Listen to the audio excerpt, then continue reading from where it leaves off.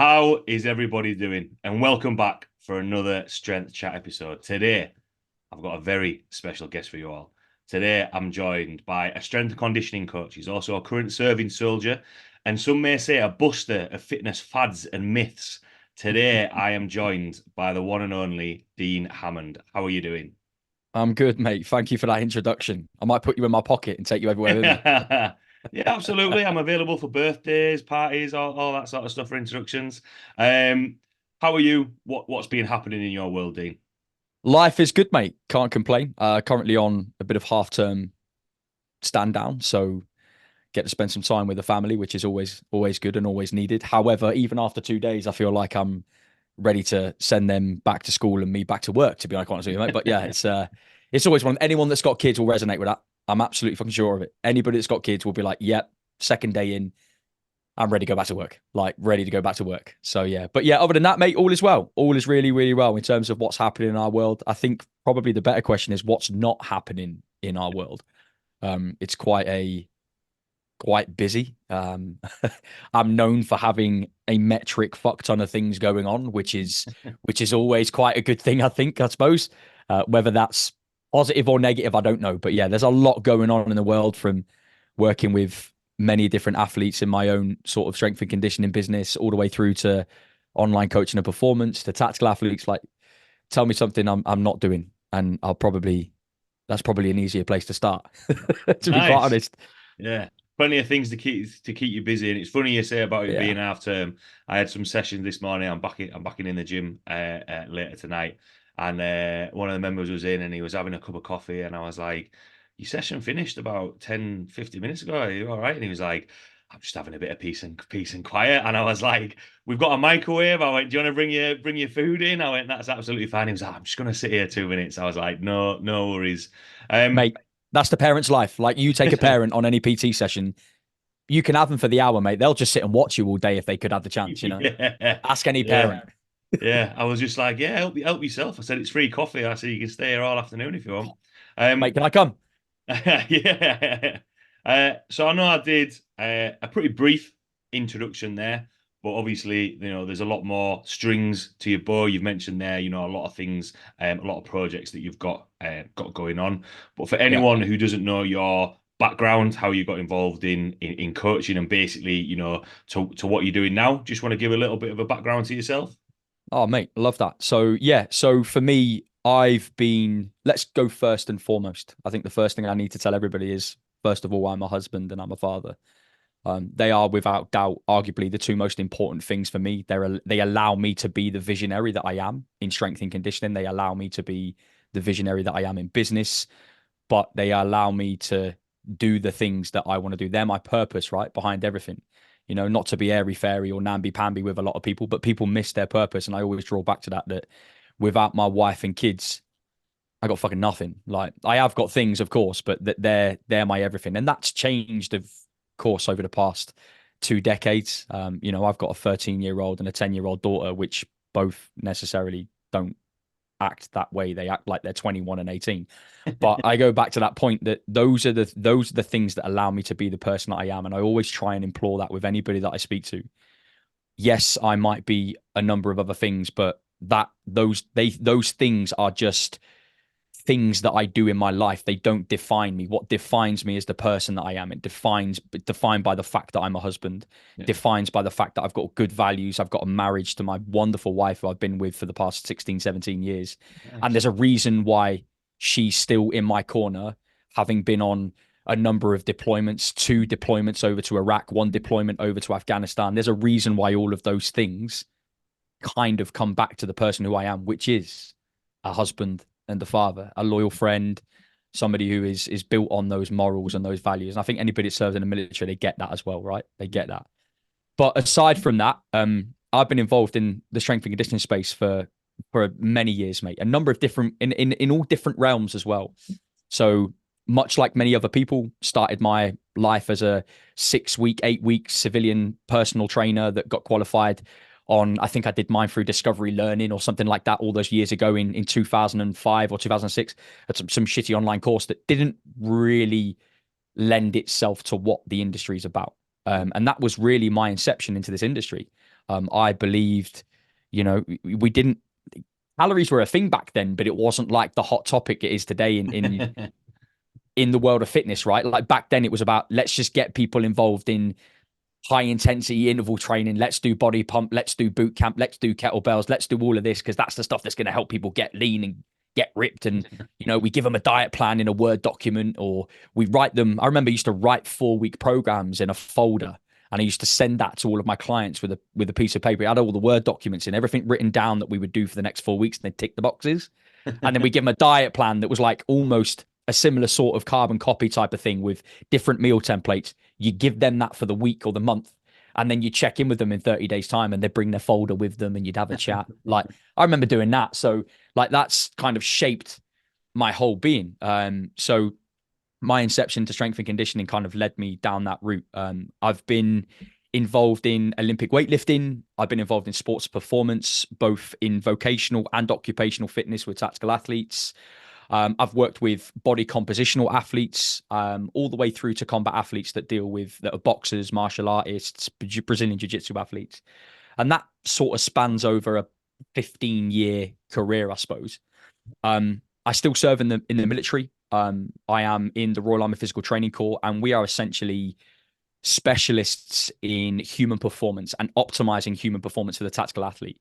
And what that looks like is it's about shaping tactical athletes to go out and do an operational role wherever that might be, whether that's in Afghanistan, Iraq, the current world and the current climate that you see in front of you. So there's lots of different things that strength and conditioning comes as an umbrella. I like to consider myself a holistic practitioner. Yeah. I'm somebody that is very much into the depths and weeds of habits and lifestyle and understanding what people are about. I think there's far too many fucking people that are so myopic and very tunneled into their approach with training and forget that when you look down a corridor, there are many different doors that you can open that kind of contribute to people's corridor. Whereas very often you'll see people just fixate and focus on the corridor. And we can't do that in this day and age because the demands of health and performance are so fucking varied. They're wide. And there's so many different things that need to be looked after, from environmental factors, biopsychosocial factors, nutritional factors, and everything in between, right? All the way down to the sets and reps and the exercise that we use because we're biomechanical fucking wizards, whatever the hell you want to call it, right? So there's loads of different things that come with that. And inside that job, I've served in the Royal Army Physical Training Corps. I transferred across in 2016. And before that, you can't just join our corps. You have to go through a certain period in the army. You then have to be accredited as a physical training instructor and a specialist. And then you then can transfer into the Royal Army Physical Training Corps and become a human optimization specialist and a physical performance specialist, etc., i.e. an S&C coach. But my career started way back in 2006, 2007. And like I said, I've done 2 operational tours of Iraq, 1 operational tour in Afghanistan, and all of those, it's not a prestigious career. It's a prestigious organization, but it's not a prestigious career by any stretch of the imagination. I'm no hero. I'm nobody that's done anything that anybody else has ever fucking done. I've worked in some pretty impressive establishments, working at the Army School of Physical Training, where I've had the opportunity to teach, educate, and develop essentially level 3 personal trainers to become assistants, if you will, to human optimization specialists out at mainstream units. So these guys go out, and these are probably the ones you see on social media all the time with white vests on and combat trousers. They're the ones that are delivering in the midst of what strength and conditioning is all about. And that was a job that I was so ingrained in. I loved it. It was amazing because we got such an opportunity to work with a varied amount of people. Yeah. All the way to working at the Royal Military Academy in Sandhurst, taking the officer cadets and the Army's future leaders through their physical development pathway, and training them to be professional leaders, physically fit leaders, robust, resilient, you name it, right? It's important that we inspired those future leaders. So you have to, when you go there, you have to become the person that doesn't just preach fitness, but you also need to do it because you get found out very quickly. You know what I mean? Yeah. And then in more recent years, I've served with the 1st Battalion Welsh Guards, an incredible unit, sort of like a dual role. They had this operational sort of desire that needed to be filled, but they also had the ceremonial duty that they needed to do as well. And at the moment, I'm currently serving with 22 Engineer Regiment, in basically the arse end of nowhere, if anybody knows it, Perham Down in Tidworth. And they are essentially the combat teeth arm of what the engineers offer. They're the close reconnaissance engineer unit. They've got an armored background. They've got a reconnaissance background. They've got an incredible background of people. And all of these are amazing places where I really have just had such an amazing opportunity to play around with lots of different modalities of fitness and strength and everything in between. And yeah, that's kind of like my career. Aside from that, mate, like everybody else, I think I don't know anybody else that doesn't have a first class honors or a bachelor's in sports and exercise science, strength and conditioning. Like I've got that. I've got a huge practical background that stems across loads of different routes and journeys that I've been through in my life.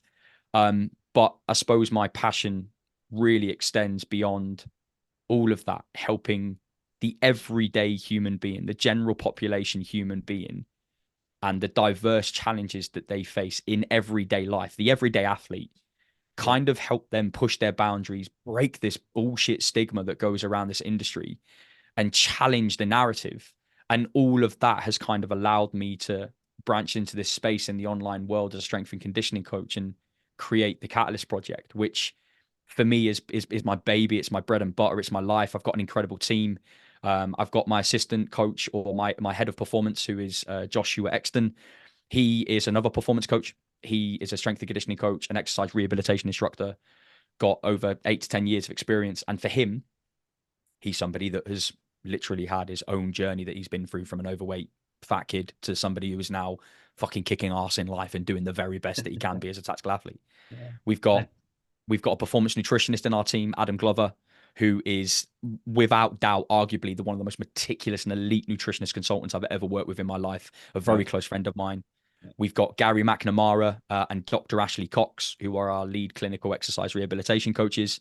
So as a team, I'm so proud of what we've created in the online space. And it's just such an amazing place to be. If anybody knows about online coaching, it's so good. And I cherish those moments. And that's probably the only other thing that are probably worthwhile saying, mate, is I also mentor and guide coaches.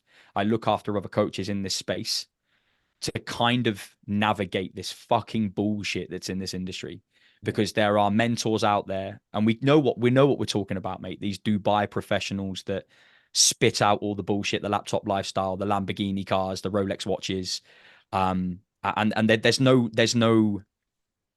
there's no substance to the product. It's go and do all this crap. So one of the best things I get to do is I get to impact, and I get to work with 300 other coaches inside of Supercharged, with another serving guy that I worked with and another amazing dude, Ollie Carson. And as a teammate, like I'm in this space, I'm in this world to create impact, and I'm here to dominate, and I'm here to win. Like, be under no illusion. Like, I will do everything in my power to help those people around me because I care about them. But more importantly, I want to bring this fitness industry to a place where it should be. And if I can just leave my smallest mark on somebody, I know that when I'm lying on my deathbed and somebody's reading out my eulogy, there's never going to be a little comment that says Dean was all of these things, but I'll never make sure that there's a but. I'll always make sure that it's had purpose and there's an impact for a reason, everything we do. Nice. I think that was, I'm glad I just led with, strength and conditioning, because, or strength and conditioning coach, because like what you said, there was a lot of umbrella to that, a lot of things that you've gone from there. And actually, what I thought was quite cool. So my brother was in the army, my brother was in the logistics. And Nice. when you said there about the PTIs, I remember I went over. He was based in Akrotiri. This is a massive tangent, but it'll probably make you laugh. And I went over there for my 18th. So yeah, my 18th with a couple of other squaddies was an experience that I'll never ever forget. But I ended up doing a little bit of training at the time. He had like a couple of MMA fights. So I was doing a little bit of training, and I went over. And yeah, I remember walking into the sports hall, and it was the biggest guy I ever saw in a white vest. Obviously desert trousers. And yeah, I just remember thinking at the time I was playing a lot more rugby, and I was like, I'm pretty fit at this. I'll be all right. think I crawled out of that spot, so but it was really really good. So yeah, even ever so slightly, I've experienced a little bit of it, but I always thought what a cool job that would be. So I'm glad you touched It on is that good. because I just thought about that. Yeah, when I went over, my brother was like, "Oh, do you want to come do a little bit of training?" I went, "Aye, all right, then we'll do that." Um, with Yeah, that love though, it. because obviously you've said there's quite a lot of things that you're doing there. How and you already touched on in terms of like life balances. How do you balance all those things? Because there's a couple of other projects there. Mhm. How do you find that balance and be able to? Because I can see how passionate you are about all those things that you've mentioned. Yeah. How do you make sure that you're putting that enough effort into each thing to make sure that it's where you want it to be? Because I know, I work with quite a lot of clients who travel a lot with work, run their own businesses, and trying to balance life and everything else. How do you kind of find that balance if you do find that balance? So first of all, I don't think balance exists. It's a made up word in the industry that people think that there's going to be balance. Like when one thing is a priority, another thing has to be given. When one thing is a focus point, another thing isn't. Like it doesn't matter what realm, what journey, what path, what route, what fucking fitness endeavor you are trying to tackle. Whether you're losing your first £5 or trying to break a £500 P or £1,000 club PB on your SBDs, your squat, bench, and deadlifts, balance will always be out of the equation. So I think it's really important to preface that and say that if you're trying to find balance, you're going to fucking fail and you're going to fall flat on your ass because time and time again, you're told by these shit fitness influencers that balance does exist and it doesn't exist. There has to be sacrifice with certain things in life, right? So going back to that point, how do I find balance? Quite honestly, don't let Instagram or the world of fucking health and fitness fool you. My life is not fucking balanced. Some nights I'll get 4 or 5 hours sleep because I'm up until midnight liaising and communicating with athletes in Australia, liaising and communicating with athletes in Denmark, in Poland, in America, wherever they are all over the world. It's really important that I show up for them. And equally, I know I need to protect my time. The best thing that I have is I have a support network around me that's allowed me to become the human being that I am today. And that's not a look at me moment because for some people, that's like, well, you're fucking a nobody. And do you know what? Yeah, you're right. I am a nobody, really. I'm not an anybody. I'm just somebody that's cracked the code of compartmentalization. I'm somebody that's cracked the code of understanding what hat I need to wear, when I need to wear it, and for how long I need to give my time. And I think that's probably a really good message for people to take away is that look at what's a priority for you in your life. If you look at everything in your life and we could probably put this down to maybe 5 or 6 key areas: family, health, when you talk about body, you might talk about profession, career. You then might talk about self-development and happiness. And there are hats that you wear at different times, right? I know I've got a really forgiving wife, a wife that stood by my side. She's my best friend. She's my, for want of a better word, she's my absolute soulmate. She will be the person that wipes my ass when I'm 70 years old. Absolute fact. But she's also part of my journey. And that's something I think a lot of people fail at. A lot of people don't include the people in their network and bring them into that journey. I am so blessed to have a wife who gets what I do. She's integrated into my own online coaching business. She's our COO, she's our chief operations officer. She looks after the administrational stuff. And for me, I couldn't live without her and what she does. And that also comes as her being a mother to my children and doing a lot of the mothering roles. I be the father. I am a father. Can I do better? Of course I fucking can. Can I do better in my relationship with my wife? Yeah. Who's perfect? Like nobody's perfect. Can I do better as a coach? Yeah, I probably can. There's loads of things that I can do better at because none of them are of an even balance. Yeah. When there's a hunting phase going on and we've got loads of athletes coming through the door and we're really driving this, and maybe there's a group of athletes that have got, and these are everyday athletes, people have got competitions or they have a certain target they're trying to hit, or we're in a peak phase or whatever. It's a testing time. And my time is spent working on my athletes, really diving deep into my athletes and making sure they're okay. Fortunately, I've got a great team behind me that allow me to do that in Adam, in Josh, in Ash, in Gary, like those people in my team and my community. They're all remarkable humans. So when my relationship cup empties a little bit because I need to work on the coaching cup, and that coaching cup fills, then that's where it is. A little over 2 years ago, I was out in Iraq for 3 months delivering the upskill of mainstream strength and conditioning to the Iraqi army and their physical training and physical development cohort. So I was taking 30, 40 Iraqi physical development instructors and teaching them about S&C and showcasing them the movement fundamentals, getting them to understand energy systems. That was fucking challenging. And that was 3 months where I didn't really get to fill any relationship cup with my wife. I might have a couple of calls with her in a month just to say, hey, and I could speak to my children. That's fucking challenging. Yeah. And I go back to this point in what I said at the start is I've just become exceptionally fucking. If there's anything I'm good at in this world, it's wearing a different hat at a different time and compartmentalizing what the fuck needs a piece of me every single day. And there is no 4 a.m. alarm. I wake up and do a 60-minute journal. I sun my arsehole. I get in an ice bath. I drink all of my special greens powders. And then I start, rubbing the manure of a gypsy vanna horse onto my skin. Yeah, I don't do all that bullshit, right? Because that's not real though. Let's be honest, Steve, mate. That's not real. Do you know what I mean? And I think people glamorize and glorify that, which is great. And if that works for you, brilliant. But what works for me is I wake up in the morning and I'm like, what is the fucking hardest task that I need to get after today? If it's in military, right, let's get that shit done. Tick it off, get it done. What's the hardest thing that I need to do in business when I've got to wear my business hat? This needs to be done. What's the hardest thing that I need to do from family relational? Okay, this needs to be programmed in. And it's all about compartmentalizing time. Like my time is so valuable and it's protected. But equally, if you were one of my athletes or you were one of my clients in the coaching mentoring game, my desk would be wiped clean of anything that I've got on so I can focus on your problem. Why? Because I'm a human first person. Yeah. And it's important that we have that discussion because, like I said, I don't think balance exists. I really, really don't. I wear lots of hats at lots of different times.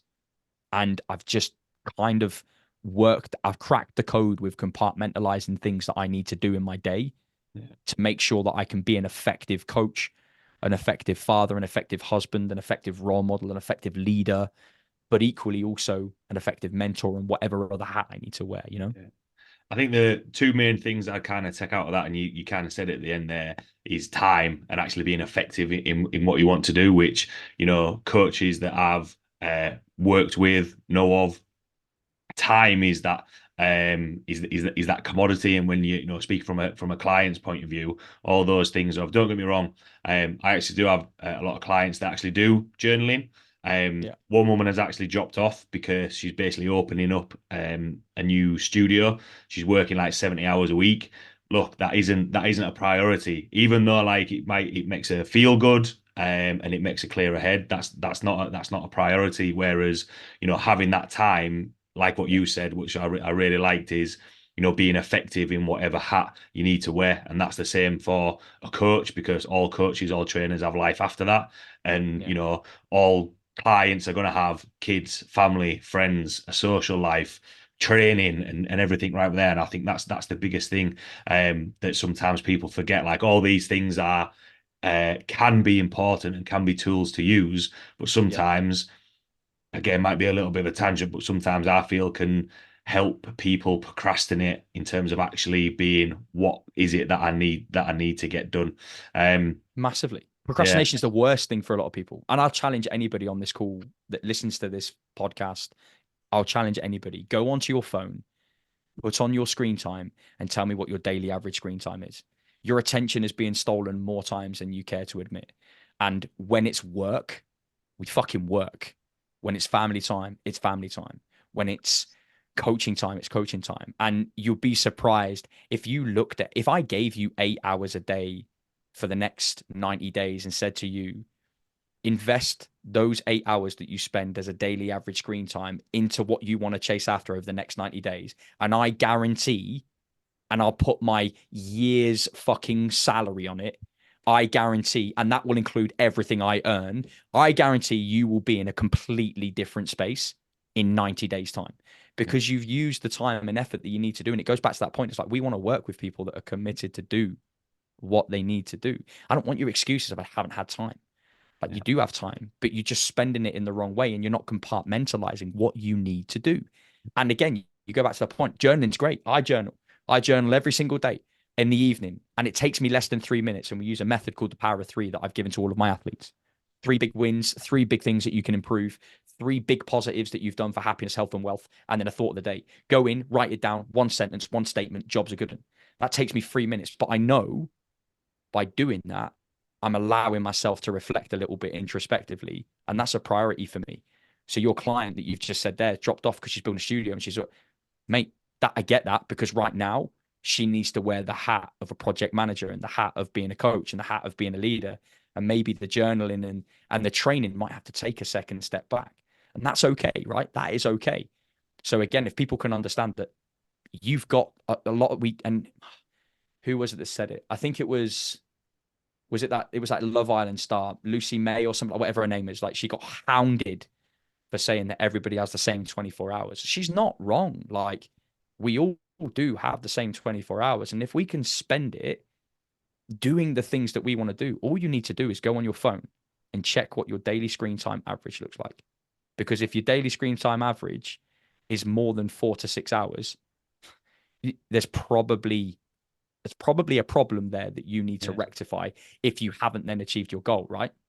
Yeah, definitely. I think there was a I can't remember what documentary it was, but it was basically about how like Instagram, because really, realistically, social media is kind of like an all-seeing eye. It's where a lot of people get that information, but also get steered maybe in the wrong direction sometimes.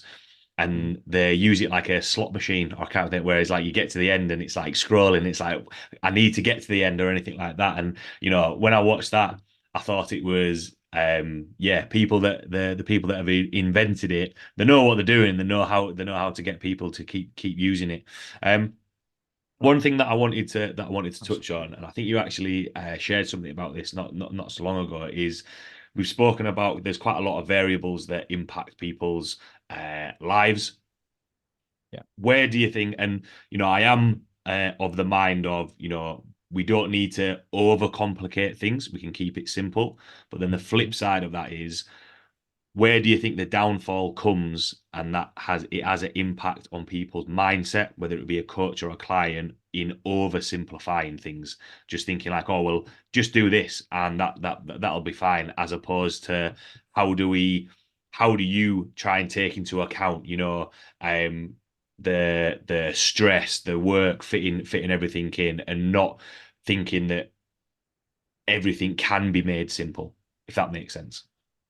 Well, I suppose that's a challenging question, because it depends who's in front of you. Yeah. That's the answer. Like, it depends who's in front of me. Are we calories in versus calories out is probably the easiest argument I can bring up here, because although calories are a unit of measure, they're a unit of measure based on energy in the body. We know that.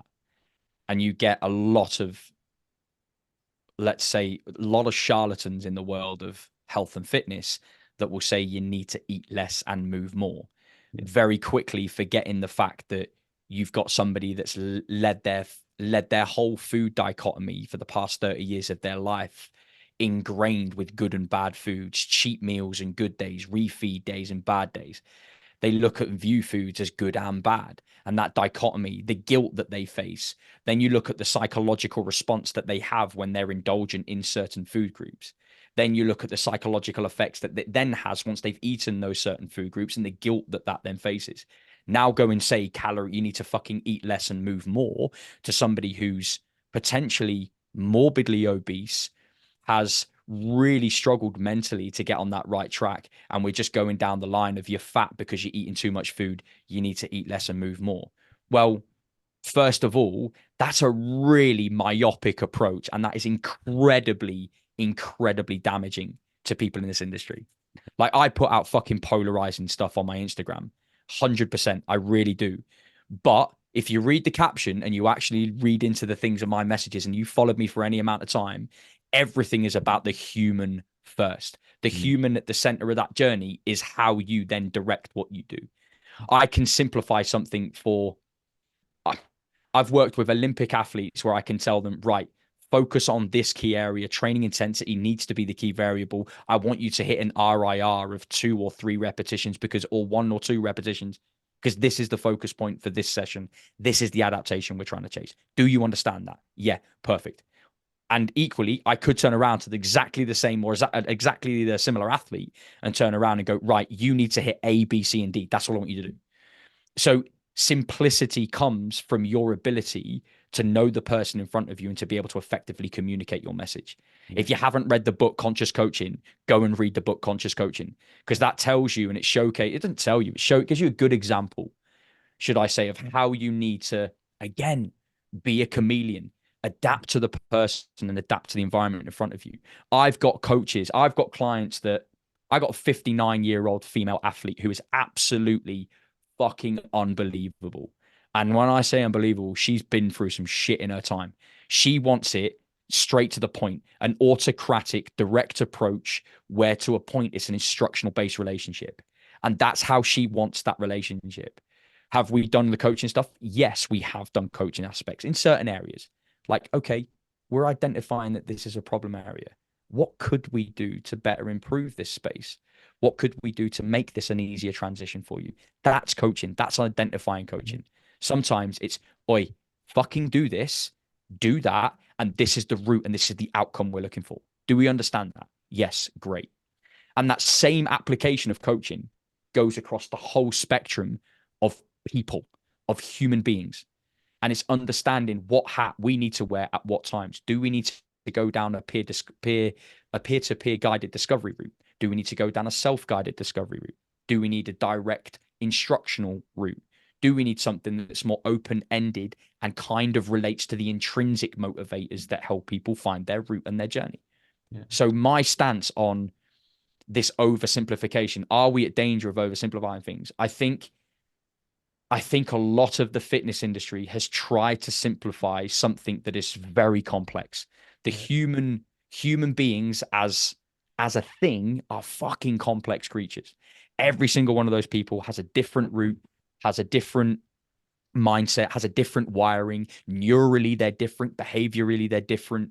Their intrinsic, extrinsic motivators, their lifestyle, their biopsychosocial factors, everything about that human is different, which makes somebody so fucking unique. You have the same chance of winning the lottery and being struck by lightning as you do being born on the same day. So when you put that into context, that's like, fuck, man, that's rare. We are unique fuckers. So it goes back to that point.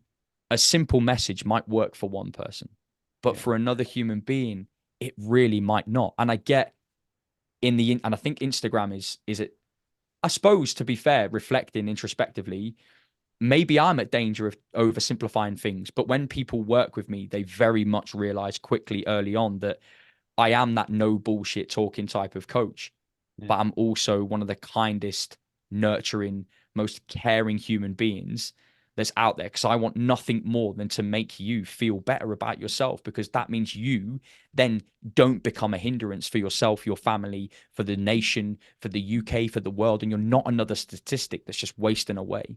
Like, it fucking means something. So therefore, in my journey to be a coach, my goal is to become a master of communication. And if anything goes, is you need to be a master of communication. So I am arguably honing in on that craft more and more as the years go by. And Instagram is just a great way that allows you to connect, because it needs to be entertaining. It needs to be both. People don't go on Instagram to get educational advice. And if you are, you're in the wrong fucking place. Like, people go on Instagram to be entertained, to have that little, almost to have that little endorphin release, whatever they need to get their kick of being on Instagram, and kind of like draw themselves in. Oh my God, something's going to happen. Something's going to happen. This is great. Oh yes, great. Or be made to feel like things, fitness or health or whatever they're doing, whatever they're looking at, is fun and it can be engaging. That's what Instagram's there for. You then join our community, and very quickly you realize we've got a community of many hundreds of people. We've got in coaching and in business. And then we've got a team of people that are incredible master communicators that will wear a different coaching hat for a different person at every single different time. And not one of those people will oversimplify a message to the person that's in front of them. What they will deliver is the right message to the right person at the right time. Yeah. And that's probably the bottom line for everything when it comes to simplifying messages, I think. Yeah, I think what you said there is that that communication and being able to explain something.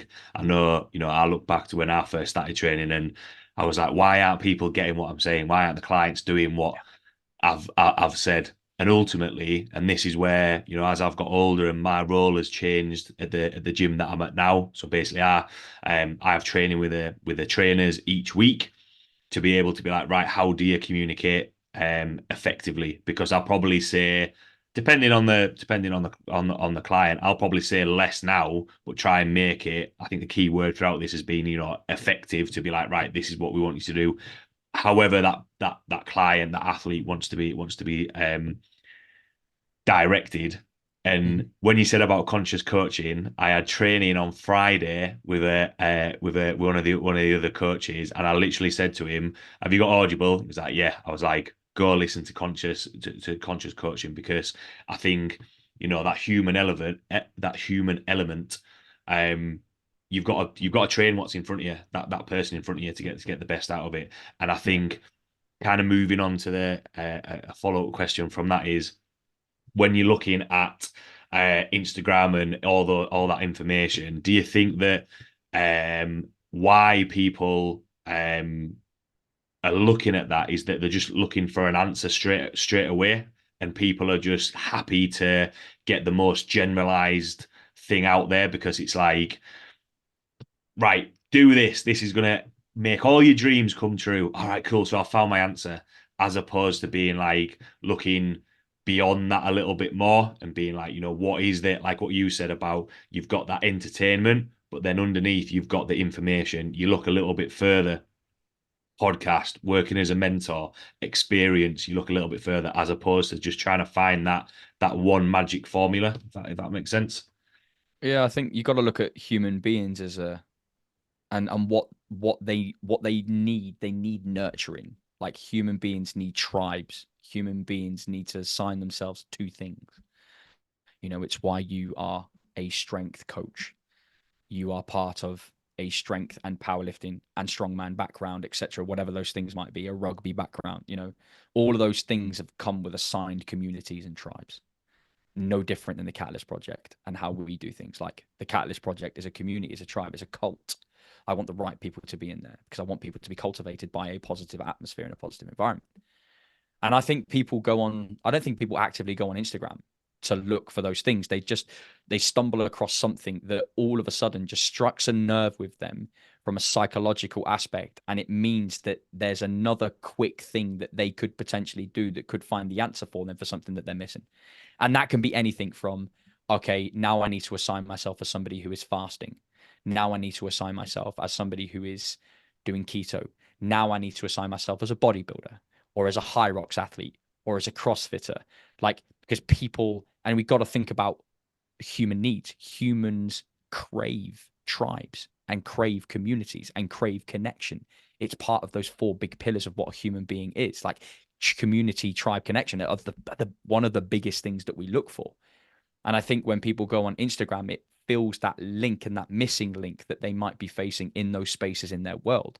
And am I the right person to talk about this? Does it qualify me to talk about the fucking psychology of the brain? No. If you want that, go and speak to James Elliott, a fucking fantastic human being that will talk to you about that. Go and speak to Dr. Gary Mendoza, who will talk to you about CBT and cognitive behavior therapy and mindset coaching. Have I done the courses? Yeah. But when it comes back to and it boils down to is people are looking to latch onto something that give them more meaning and purpose, or identify them as doing something so it makes them a characteristic, right? Yeah. I am a father, I am a husband, right? They are things, that can't be changed away from me. I then say, I do BJJ, so now I'm a Brazilian jiu-jitsu athlete.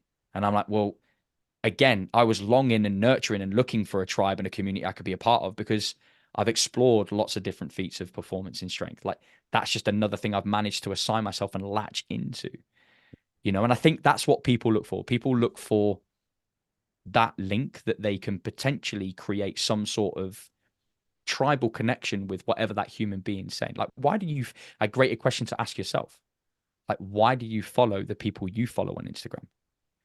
Because they somehow, somewhere align to values that you have, whether that's fucking the world's strongest men in your Eddie Halls and your Gavin the Bulls, like those people, big up Gavin Bull, good friend, great guy. So these people, whether you align to those people, you align to those people. Why? Because they're part of a big community that you embody yourself in. You've dedicated a lot of your life's work into this area. Like, why did you follow those people? So if you ask yourself the question, why am I following those people? Like, I stopped following anybody that doesn't align to my values. A great example of this is you will never see me ever go on Instagram and do a reaction video of someone like fucking Eddie Abu talking bullshit about food groups, or somebody like Joel Seedman talking about 90-degree eccentric isometrics, or somebody like Naudi who talks about functional patterns and doesn't really understand fucking progressive overload, or equally Dr. Aaron Horschig from Squat University who spouts absolute bullshit about the fucking toes and the position to drive business to his fucking open box fucking lifters. You'll never see me do a reaction video like that. Why? Because I don't follow them. I don't care for their content. I don't need that content, because I know that creatively I'm producing content that speaks to the people that want to be aligned to my tribe and want to be aligned to my values. So when you see me jump on here and I'm like, right, fucking let's go, and we're straight into a certain piece of content, I know that's going to align to people that want to work with me and they value that type of direct autocratic approach. You come and work with me, you'll get that. But then you'll see a different layer as well kind of unfold. You'll see that nurturing, empathetic side of me on my Instagram.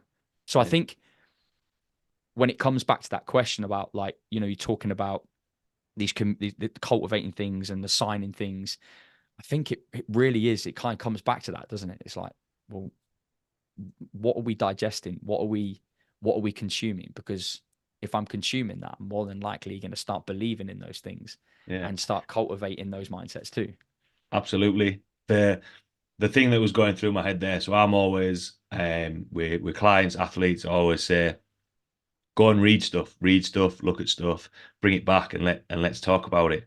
Sometimes, I'll either have seen it or read it myself. Sometimes new things will come up and I've never actually read that before, which is pretty cool. But the good thing about social media is what I say to people is you can always click unfollow, you can always click block, and all of a sudden that filter, you can clear it out a little bit. And going back to, one point that you mentioned there of, if you can leave one mark or one little bit of information on somebody and it makes them improve or makes them, take that step forward.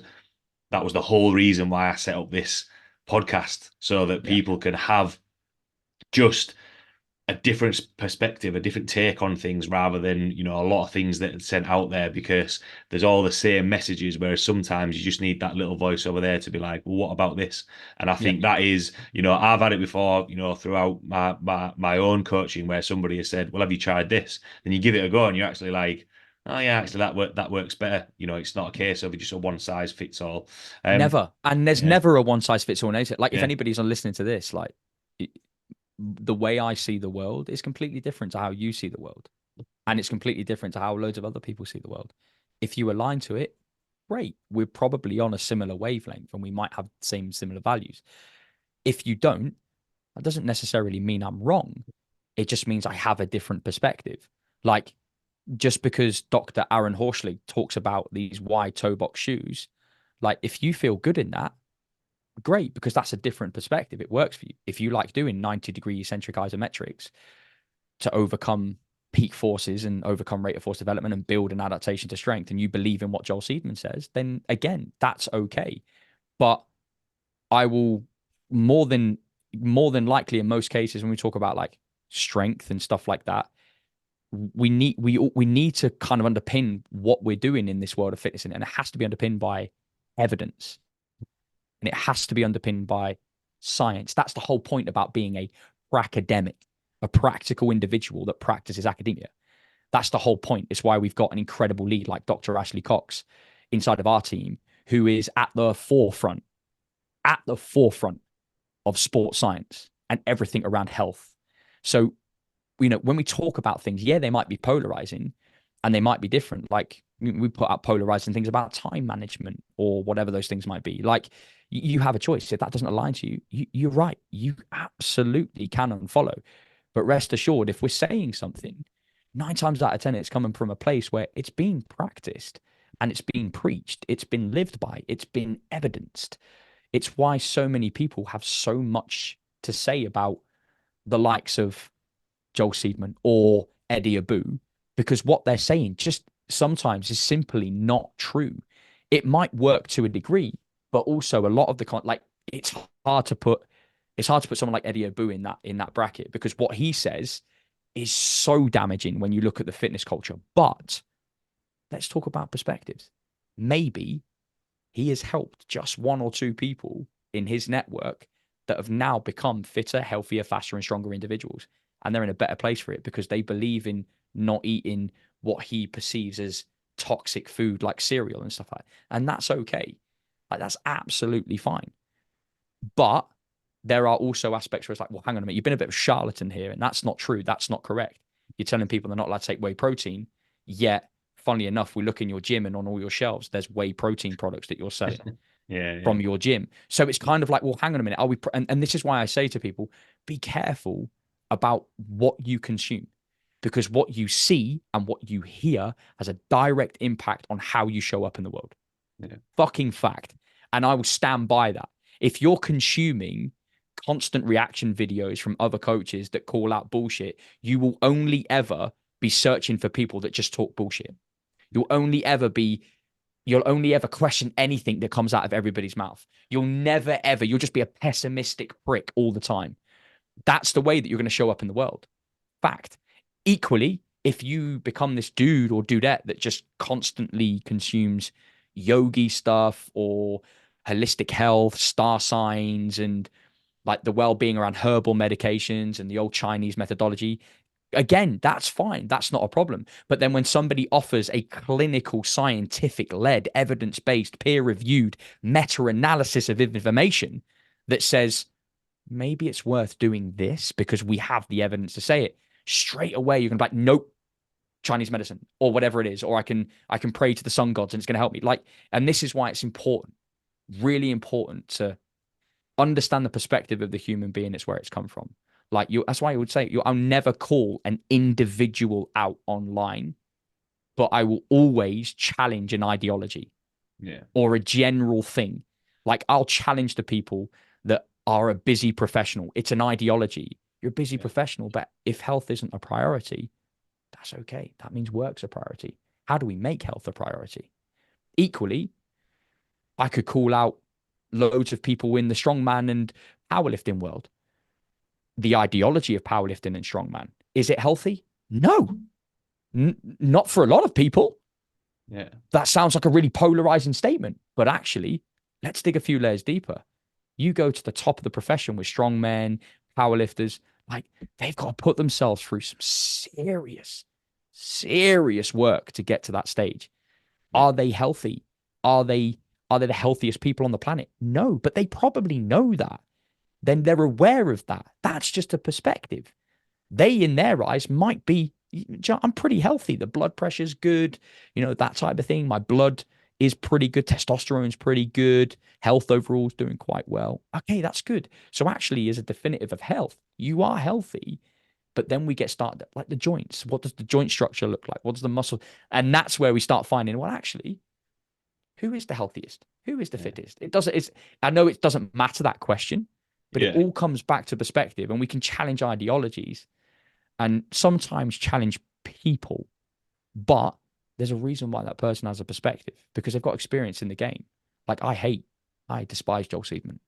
Absolutely despise his work, because that's my opinion. Yeah. But I won't call him out. I won't go on his comments and leave negative shit there. Why? Because negativity just invokes more negativity.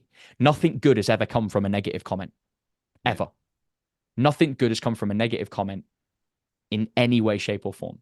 And I guarantee you, find somebody who is doing better than you, who calls you out for your bullshit or says X, Y, and Z. Because 9 times out of 10, you won't. They're not doing better than you. Yeah. Because they won't. Like, it's just simply the case, isn't it? You know? So it is about challenging ideologies above all else and understanding people have got different perspectives. And I value people like Joel Seedman's got some incredible stuff that he's done in the past for this industry. He's done some great stuff. He's actually encouraged people to move. He's encouraged people to do training. He's encouraged people to do this. Nowdy from Functional Patterns, exactly the same. Dr. Aaron Horshig has done some amazing things for the world of fitness in the online space. Arguably, one of the forefathers of where the industry went. Yeah. So all these people off Eddie Abu has done some good stuff for this industry. Like, let's not make two bones about it. It's really important that from perspective, like you understand where you're getting your information from and practically apply stuff as well. Like it's no good reading a paper or reading a book. Like knowledge, like having knowledge and doing nothing with it is the same as not fucking knowing. Do something with the knowledge. Like if you're reading conscious coaching and there's a coaching thing in there that aligns to you, practically apply it and see how it works. If something I say works and it triggers you and it gets you in that frame of mind, try it. If it works, great. If it doesn't, then feel free to come back. Say, Dean, you're talking absolute shit. It didn't work. I'd be like, okay, why didn't it work? I'd really love to hear more. Yeah. Do you know what I mean? Back, absolutely. It comes back to that point of when you said there, try it. You're working with a human. It's not a case of we're not all, storage banks and we're just going to get all that information and keep it there. You need to be, you need to use it. It'd be like doing your theory test to drive and then not actually going to drive. And exactly. We kind of, I don't know whether we've come full circle, but you did mention there about speaking to. So I actually I was lucky enough to have a host a seminar with Brian Shaw and Eddie Hall. Nice. Good And lads. they both said at the very top there is no balance. Like when Eddie Hall went to go do his 500, that wasn't a balanced lifestyle of like, yeah, I feel awesome. It's like, right, I'm going to do my 500. I then need to lose weight because I'm not in a very good position from there. Whereas at the time, like what you said there, speaking to him, you might be like, well, this is my goal. This is what I'm going to do. Everything else took a backward seat. Same as like, I think there was a podcast with I can't remember her full name. The woman who won, is it Tia? The CrossFit Tia Claire Toomey. That's it, yeah. And she had a podcast of, she was on a podcast saying that, she had to put so much commitment into it, but now I think she's had a kid. Obviously, that's going to change it. That's going to change it around again. So yeah, I think there was some really good points in there and some food for thought, especially from a client's point of view, for a coach's point of view as well. But the last question that I like to ask Dean, from everything that we've said about there, and there has been some absolute gold nuggets of information in there. But for everyone listening, coaches, athletes, what would be your take-home points or words of wisdom from everything that we've spoken about today? Fuck me. Take-home points or words of wisdom. Fuck my life. That's an hard one. I feel like you need to make it something properly compelling, don't you? Something where people are like, what? Like if you've come here for that, you're in the wrong frigging place. That's the first and foremost point. I think, that's such a challenging question because I think there's so many things that people, I don't just want to give some bullshit answer around like whatever that thing is. I think you got to look at if you're listening to this podcast, I'm assuming you're into health and fitness. If you're listening to this podcast, I'm assuming that you are somewhat embodied into being a better human being. So let's think about what makes you a fucking better human being. And it all comes down to, of course, trial and error with things. Everything is a grain of salt. Take everything with a pinch of salt. Take everything at face value.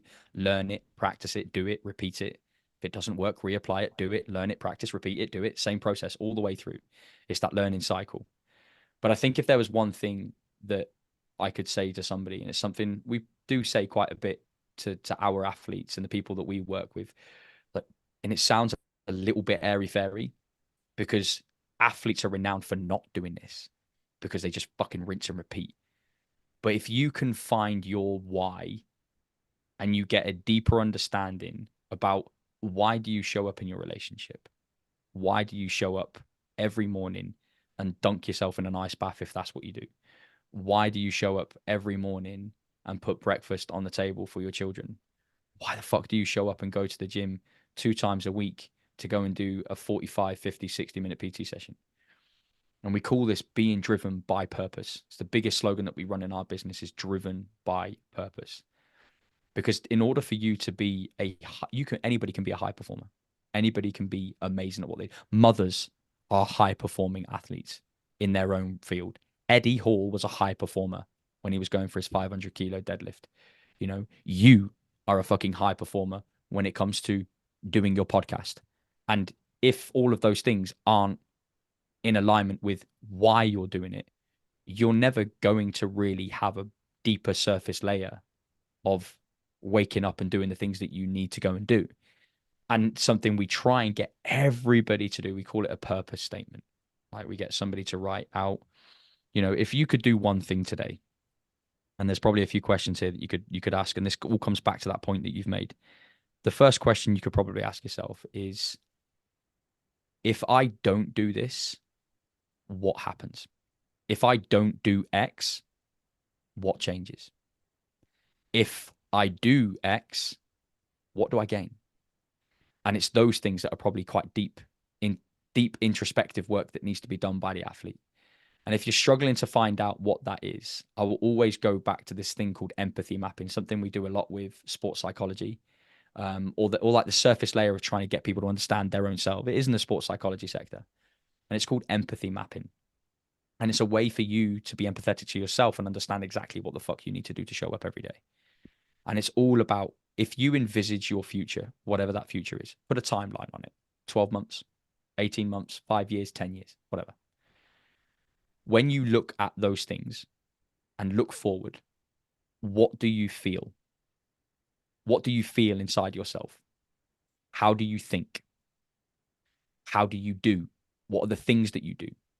What pains have you removed? What gains have you made?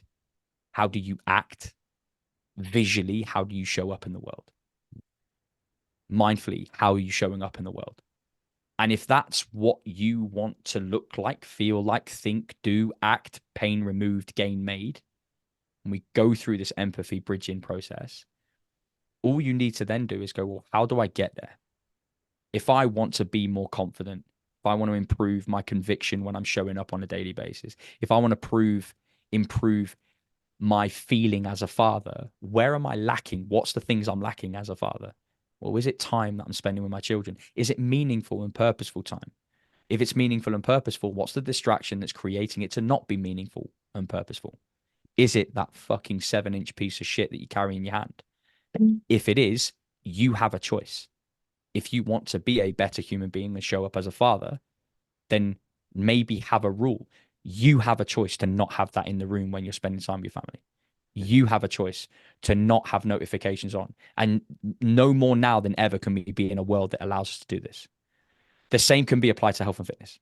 If you want to go and break a PB for 5K, break a squat record, break a deadlift record, and those gains are what you want to make, well, how do you do that?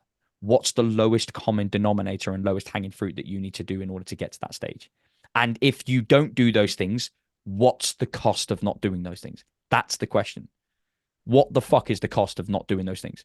If you want to break a 5K PB, it's damn sight harder to live with the pain of regret rather than live with the pain of failing. Period. There's things I've regretted in my life because I didn't take the chance. That's why every single time somebody says, do you want to do something? I'm what we call the yes person. I'll be like, yeah, let's find a way to do it. Because you never know. You never know when there's an opportunity that could be around that door. This conversation could spark a whole different relationship for the next 10 years between you and I. This conversation could spark a whole different relationship for the next 30, 40, 50 years. All because when we were messaging through the DMs, fancy a podcast, it's like, yeah, let's do it. No hesitation. Send it. Let's go. When, where, what, how, why, I'm in. Yeah. And that's all because what's the cost of me not doing this podcast? What do I lose? Maybe I lose an opportunity to network with somebody who is an incredible human being. Maybe there's an that maybe what do I lose? I lose an opportunity to impact another 5, 10, 15 people that might be listening to the back end of this podcast. Mm. Maybe just that one thing I've said has resonated with somebody and they go, do you know what? This fucking hairy, top-lipped prick just makes sense. Yeah. Whatever he's saying, it just makes sense. I'm going to go and follow him and I'm going to see what shit he posts. And something that I post might resonate with you. Something might align to you. And you turn around in the future and you go, do you know what? Maybe Dean's a coach that I can work with. And maybe there's a relationship that generates from that. And we've just then changed your whole trajectory of your life because you were a father that was overweight. You'd lost your way a little bit. You've got 2 kids and you want to be a better role model for them. So not only have I just changed your life just because you listened to a podcast that Steve and I fucking spoke about, you've also now changed the life of your 2 children. You've also now changed the life of your wife. You've also now changed the life of your children's children just because I said yes on a podcast and you said, let's do it. Yeah.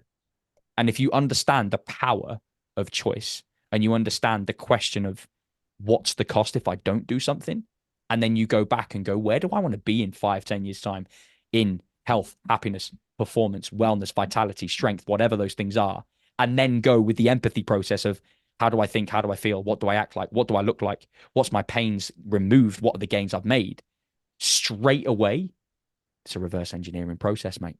Yeah. Just become an architect of your own life and fucking figure out what the fuck needs to happen to get to that stage. And that's it. Like, that's the bottom line. If I want to go and break a 200 kilo fucking bench press, what do I need to do every day to go and do that? Well, I'm going to need to seriously up my bench press volume. Yeah. That's the first port of call. I'm probably going to need to hire a coach that's pretty fucking good at bench pressing. I'm going to go find the best person to do that. Oh, hang on. If I want to do a deadlift, I'm going to go find Eddie Hall and I'm going to ask him to coach me so I can break that 500 kilo deadlift because I'm going to work with the best in the world. That's the point. Somebody wants to be a better human being and vitalize their life in the strength world and the powerlifting world or whatever those things might be. Stephen, forgive me. I know there's a bit more around your niche there, but if the people want to come and work with you, well, they're working with you because you're fucking good at what you do. And you can help them find those gains, remove those pains, show them what think, feel, act, and do looks like, reverse engineer the process from 18 months backwards, 5 years backwards, 10 years backwards. That's why coaching's, without doubt, one of the best fucking industries there is to be in because it's the level of impact you have, not just with a person, wider afield. So if there's anything you take from that all comes back to being driven by purpose. That's a big slogan that we run in our business. You said you wanted to have a words of wisdom and take home points that meant something there. I think you hit the nail on the head there. I think that was Happy days. absolutely spot on that. I think when it comes to that, having that purpose, being why you're doing something, well, read the book, start with why as well. You're gonna have that reason there, which I think is really powerful. Yeah. Thanks a lot, Dean, for taking the time to So jump on welcome. today. Really enjoyed chatting with you. For everyone listening who might have any questions about what we've chatted about today, see the content you put out there, or reach out to you and get involved, whether it be a coach or a client looking to work with you, where can people find you or reach out to you? So first of all, thank you for taking the time and thank you for inviting me on, mate. Real pleasure to speak to you. It's good. Really good to have conversation with good fucking people. Nice.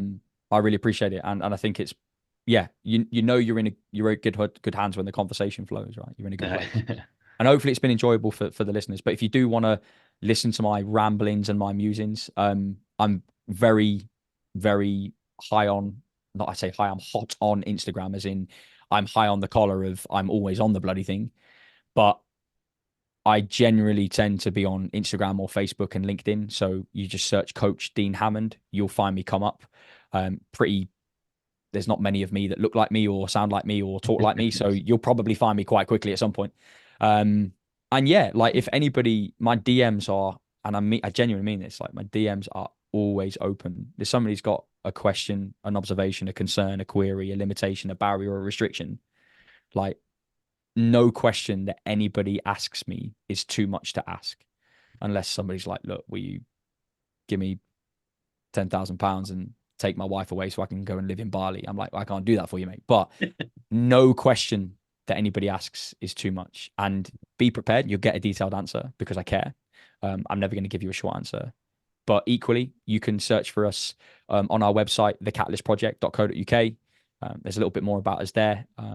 Or you are absolutely more than welcome to, if anybody wants to have my email, they're more than welcome to grab that as well. Coach Dean at catalystproject.co.uk. Feel free to fire anything over. But we're a force to be reckoned with in the industry, as you are, as in we want to do better for people. Like, we just want to do better for people. And if that means just asking some questions and us giving you some simple answers so you've got a roadmap, mate, we've won. We've won, haven't we, really? Absolutely. Awesome. Okay. Thanks again, Dean, for taking time to jump on. All right, Really, mate. really enjoyed that. And like I say, I think there's some really, really useful practical takeaways for people from there. So thanks again. Thanks a lot to Appreciate it, everyone mate. listening, and I'll catch up with you all next week.